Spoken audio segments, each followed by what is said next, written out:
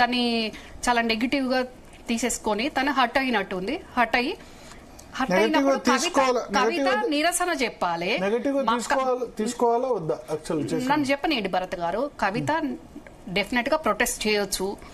Hurt అయి ఉంటే మళ్ళా నాకు ఫోన్ చేసి అడగొచ్చు. మళ్ళా లైన్లకు రాని పక్షంలో నేను వెళ్ళినట్టు మండల్ చైర్మన్ గారి దగ్గరికి, డీజీపీ గారి దగ్గరికి, బీఆర్ఎస్ పార్టీ నుంచి మరి నాకు ఈ రకంగా వచ్చింది అని వాళ్ళ నుంచి కూడా వాళ్ళ మీద కూడా ప్రెషర్ పెట్టవచ్చు. ఇదే ధర్నా చౌక్ దగ్గర దీక్ష చేయొచ్చు, నిరసన తెలిపొచ్చు.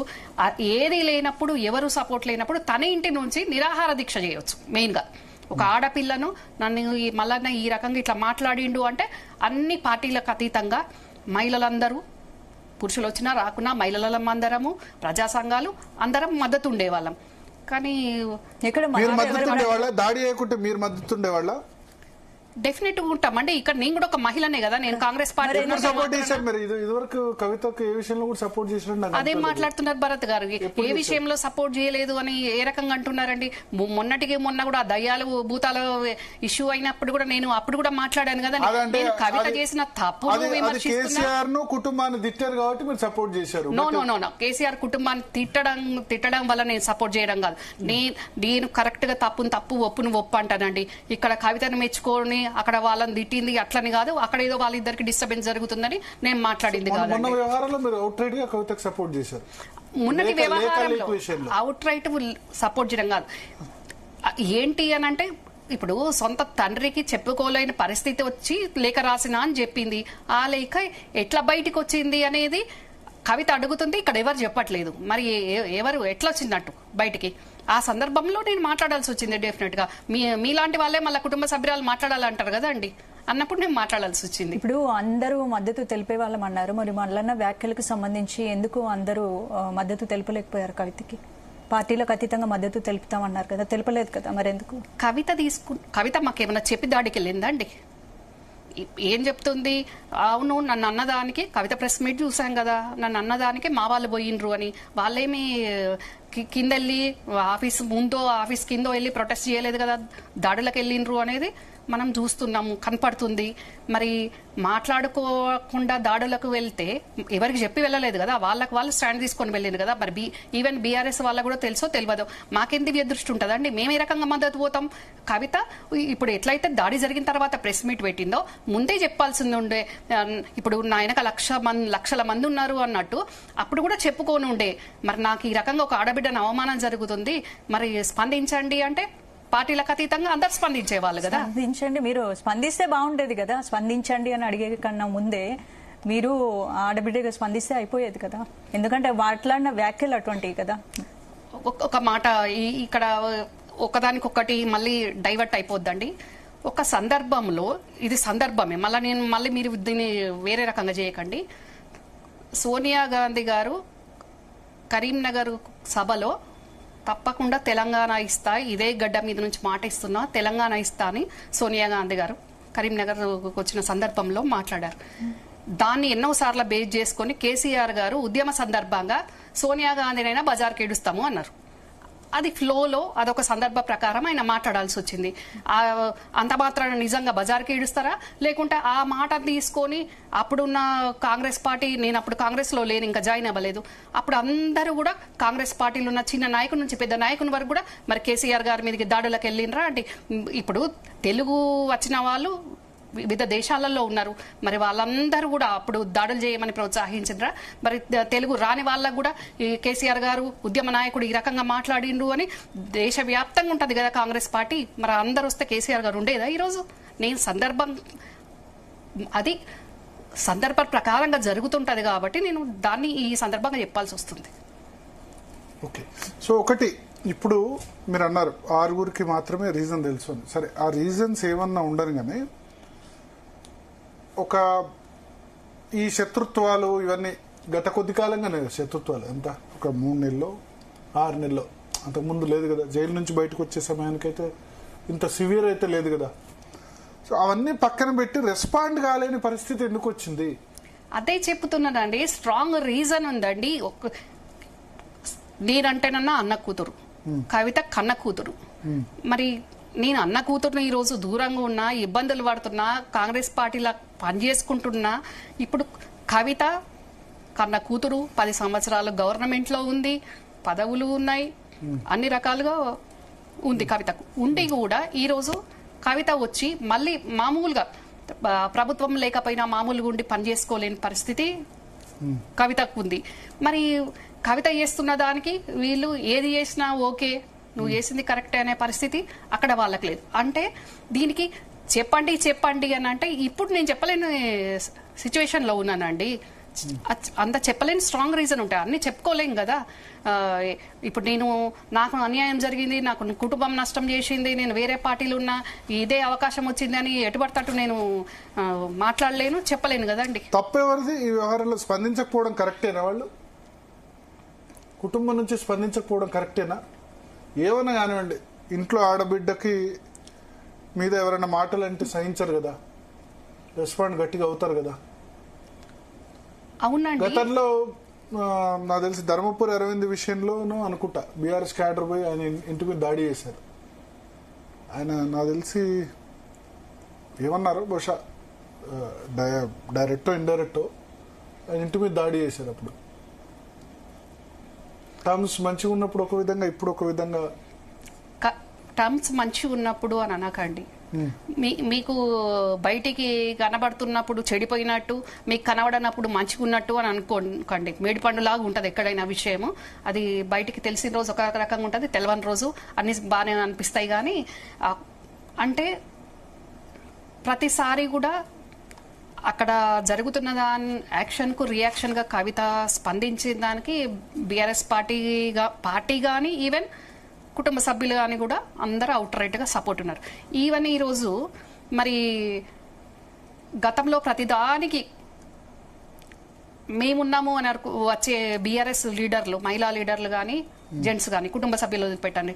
మరి ఈరోజు ఎవరెందుకు రావట్లేదు, ఎందుకు మాట్లాడట్లేదు? వాళ్ళు ఎందుకు మాట్లాడట్లేదంటే పార్టీ హైకమాండ్ నుంచి కేసీఆర్ శివుడు ఆదేశిస్తేనే ఏమంటారు చీమైనా గుర్తుంది అన్నట్టు బీఆర్ఎస్ పార్టీ కూడా అంతే. అంతే కదండి, మీరే చెప్తున్నారు కదా. మరి అంతే కదా, మీరే చెప్తున్నారు. మరి పార్టీలో అందరు సహవించినప్పుడు కవిత కూడా పార్టీకి అనుగుణంగా పార్టీలు ఉన్నప్పుడు ఉండాలి కదా. లేదు అంటే నీకు ఇష్టం లేకుంటే నువ్వు కాంగ్రెస్ కు రావాలనుకుంటున్నావు కాబట్టి రిజైన్ చేసి ధైర్యంగా వచ్చేసేయి. కానీ కవిత కాంగ్రెస్ రావడానికి కూడా ఎన్ని ఇబ్బందులు ఉన్నాయి, ఎంతమందికి కవిత కాంగ్రెస్ రావడానికి కార్యకర్తలకు ఇష్టం లేదు అనేది కూడా కవిత ఆలోచించుకోవాల్సిన అవసరం కూడా ఉంది. ఎందుకంటే తెలంగాణ కాంగ్రెస్ పార్టీ ప్రయత్నం చేసుకుంది, వాస్తవం కదండి. ప్రయత్నం చేసుకున్నారు. అవునండి, నేను లాస్ట్ టైం కూడా మీకు చెప్పాను, ప్రయత్నం చేసుకుంది వాస్తవం.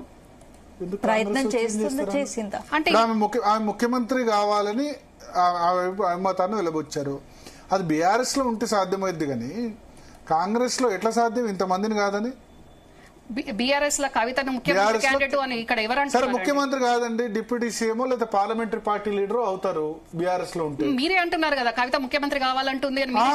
అట్లీస్ట్ పార్లమెంటరీ పార్టీ లీడర్ అది అవుతారు. కాంగ్రెస్ లో ఎట్లా పాసిబుల్? కాంగ్రెస్ మహాసముద్రం, ఏ యాంగిల్ రావాలి? 11 సంవత్సరాలు అయింది మీరు జైన్, మీరు కేసీఆర్ లేదండి, మీరు కేసీఆర్ పెద్ద బిడ్డరే కదా. 11 సంవత్సరాలు అయింది. మీరు పిసిసి స్పోక్స్ పర్సన్ ఇచ్చారు, లేకపోతే ఇంకేం ఇచ్చారు? క్యాంపెయిన్ కమిటీకి ఒక కన్వీనర్ ఇచ్చారు. ఒకసారి బీఫామ్ కూడా ఇవ్వలేదు మీకు. కరీంనగర్ అసెంబ్లీ అడిగారు, పార్లమెంట్ అడిగారు, అన్ని అడిగారు. ఇప్పటి వరకు నామినేటెడ్ పదవి కూడా ఇవ్వలేదు. మీకు తెలుసు కాంగ్రెస్ మహాసముద్రం. అవునండి. సరే కవితకు ఆల్రెడీ ఎంపీ కాబట్టి ఎంపీ టికెట్, ఎమ్మెల్యే టికెట్ ఇంకేదన్నా ఇస్తారేమో, లేదా మాక్సిమం మంత్రి పదవి ఇస్తారేమో. కానీ ముఖ్యమంత్రి, deputy CM, parliamentary party leader అయితే ఇవ్వరు కదా కాంగ్రెస్ లో. కాంగ్రెస్ లో విలీనం కావడానికి కేసీఆర్ కూడా అదే కారణం. విలీనం కాకపోవడానికి కేసీఆర్ లాంటి వాడే వెనక్కి తగ్గింది అదే కారణం. ఎందుకంటే హైకమాండ్ కల్చర్ దానిలో ఎవరికి వెళ్తుందో తెలియదు. అటువంటి ఆమె కాంగ్రెస్ లో జాయిన్ అవ్వాలని ఎందుకు అనుకుంటుంది? నన్ను అడిగితే ఏందండి ఆ క్వశ్చన్ మీరు కవితను అడగాలి కదా. నేను అసలే తప్పు కాదండి, 100% రాంగ్, కరెక్ట్ అండి. కవిత కాంగ్రెస్ కు రావాలనుకున్నది కరెక్ట్. ఇప్పుడు ఖండించమనండి. ఇప్పుడు మన డిబేట్ అయిపోయాక కవిత ఖండించమని ఆ మాటలు మాట్లాడడం కరెక్టా కాదండి, మనస్సాక్షిగా మాట్లాడాలి. మరి అట్లా అనుకుంటున్నప్పుడు ఇప్పుడు కేసీఆర్ గారు చేసేది కరెక్ట్ అయినా రాంగ్ అయినా నువ్వు బీఆర్ఎస్ పార్టీ చెప్పినట్టు ఉండాలి కదా. కాదు అని నాకు నేను సపరేట్ గా మళ్ళీ నా సంస్థ నుండి నేను సపరేట్ ప్రోగ్రామ్స్ తీసుకుంటా మళ్ళీ మేము ఎప్పటి నుంచో లేదండి. సంస్థ ఎప్పటి నుంచో ఉందండి, సంస్థ ఎప్పటి నుంచో ఉంది. కానీ తను బీఆర్ఎస్ ఎమ్మెల్సీకి రిజైన్ చేయలేదు, ఎమ్మెల్సీగా కొనసాగుతుంది. బీఆర్ఎస్ పార్టీ ఎమ్మెల్సీని అంటుంది, నా నాయకుడు కేసీఆర్ అంటుంది, నా అధినేత కేసీఆర్ అంటుంది అన్నప్పుడు మరి కేసీఆర్ గైడ్ లైన్స్ ఉండాలి కదండి. ఇప్పుడు దీని మీద బీఆర్ఎస్ పార్టీ స్వాగతించదు, సంబరాలు చేసుకోదు, ఒకరు మాట్లాడడు, బయటికి రారు, ఆడోళ్ళు మగోళ్ళు. కవిత మటుకు సంబరాలు చేసుకుంటే ఈయన ఎందుకు మరి కవిత హైజాక్ చేస్తుంది అనుకున్నాడో, మల్లన్న ఏమనుకున్నాడో కానీ మల్లన్న రియాక్ట్ అయ్యిండు. ఆ రియాక్ట్ అయిన సందర్భంగా ఇదంతా జరుగుతుంది కదా రచరంబోలా. మల్లన్న కూడా లేడు కదా కాంగ్రెస్ లో. మల్లన్న కాంగ్రెస్ లో లేడండి, కానీ మల్లన్న ఒక సందర్భంలో మనం ఇంకోటి కూడా గుర్తు చేసుకోవాలి భరత్ గారు. ఒక సందర్భంలో ఈ బీసీల కోసం చేసే పోరాటంలో అసెంబ్లీ సాక్షిగా అసెంబ్లీ నడుస్తున్నప్పుడు మా కాంగ్రెస్ పార్టీకి ఎల్పీ ఉన్నట్టు టీఆర్ఎస్ కూడా ఉంటది కదండి, ఆ ఆఫీస్కి వెళ్ళి మీరు కూడా అందరు చూసుంటారు, వెళ్ళి హరీష్ కు కేటీఆర్కి వెళ్ళి బీసీలకు మీరు కూడా సపోర్ట్ చేయండి అని అడిగిన సందర్భంలో మల్లన్నను కాంగ్రెస్ నుంచి టీఆర్ఎస్ కు పోతున్నాడు, జాయిన్ అవుతున్నాడు అనేది అదొకటి అన్నారు. అప్పుడు మల్లన్న ఏమన్నాడు, బీసీల కోసం అవసరమైతే నేను కల్వకుంట్ల కవితమ్మతో కూడా కలిసి పనిచేస్తా అన్నాడు. మరి అదెందుకు పరిగణనలోకి తీసుకోవద్దు? ఎందుకు అంటే కవిత ఒకవైపు బీసీల గురించి పోరాటం చేస్తుంది, మల్లన్న కూడా పోరాటం చేసిండు. మల్లన్న ఫక్తు బీసీ, ఆయన బీసీల కోసం ఆయన ఎప్పటి నుంచో మాట్లాడుతున్నాడు.